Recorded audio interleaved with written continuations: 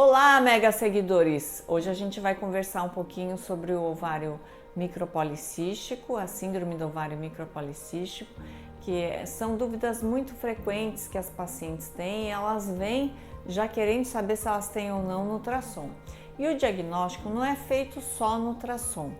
O diagnóstico ele pode ser feito porque com a história da paciente, então ela relata que tem ciclos, intervalos entre as menstruações muito longos, né? 3 meses, ou ela tem 9 ciclos ovulatórios por ano. Como é que a gente sabe que é ovulatório o ciclo?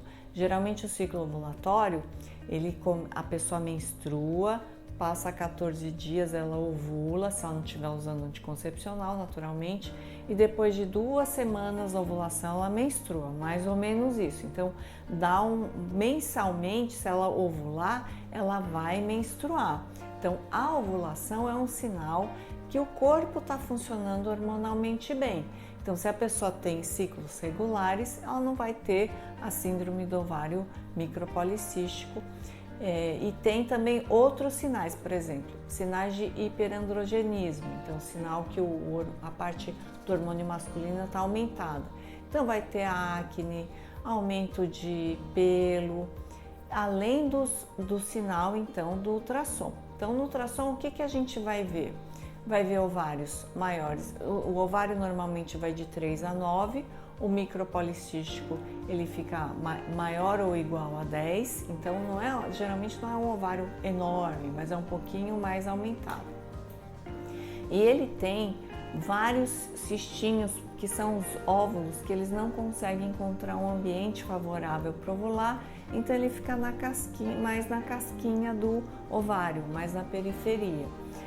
Geralmente 20 óvulos que ficam ali na periferia, entre 2 a 9 milímetros.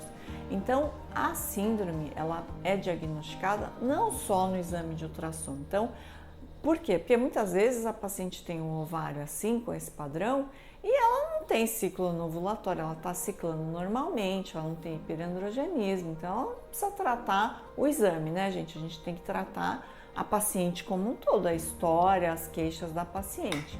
Então a gente tem que prestar muita atenção nisso. E a gente tem tratamento, existem medicamentos para controlar esses ciclos, né?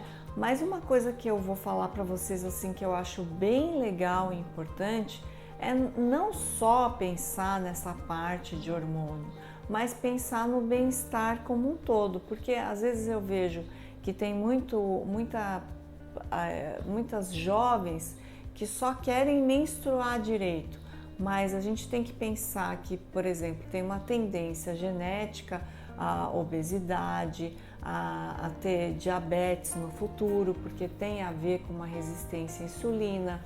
Então, na verdade, a gente não quer tratar só o ciclo menstrual, a gente quer que a paciente trate ela como um todo, pensando em evitar doenças no futuro. Então, o seu gineco provavelmente vai conversar com você para você comer adequadamente, para não ficar com sobrepeso, para você poder fazer um exercício, né, para evitar o diabetes. Então, tem um conjunto de estratégias que você pode fazer para diminuir o risco da chance dessa síndrome ela se exacerbar, porque ele é só um dos órgãos afetados, mas essa síndrome pode afetar outros órgãos. Então, tem uma tendência mesmo à obesidade, essa resistência à insulina, e isso a gente pode conversar e estar abordando com o paciente para que ele evite problemas no futuro. Essa imagem no ultrassom a gente começa a levar em consideração quando a paciente está pelo menos 8 anos menstruando, então acima de 20 anos pelo menos, porque quando a paciente está adolescente, muitas vezes o ovário ele já é um pouquinho maiorzinho, ele é mais evidente, né, no ultrassom pélvico. Então a gente só faz esse diagnóstico um pouquinho mais tarde, tá? Só como observação. Então vamos pensar, essa síndrome ela é frequente, né?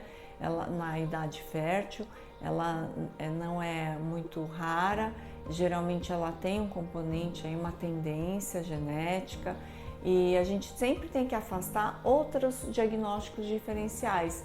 Então, às vezes a pessoa tem ciclos anovulatórios, os ciclos longos, eu quero dizer, e às vezes a paciente tem um problema de tireoide, às vezes tem um problema de prolactina, que é o hormônio do leite. Então, nem sempre é só a síndrome do ovário policístico que pode dar esses sinais de ciclos mais longos, né? Podem ter outras síndromes como hiperplasia de adrenal, então tem uma glândula em cima do rim que também, se ela não funcionar direito, aumenta a chance da gente ter o hormônio masculino em uma dose mais aumentada no sangue, tendo esses efeitos de hiperandrogenismo.